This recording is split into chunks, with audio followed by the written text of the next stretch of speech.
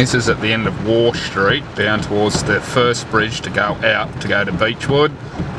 Looks like we're locked into Wauchope. No getting out of Wauchope for a while. Yeah, flooded in. This makes that last flood look like a little stream.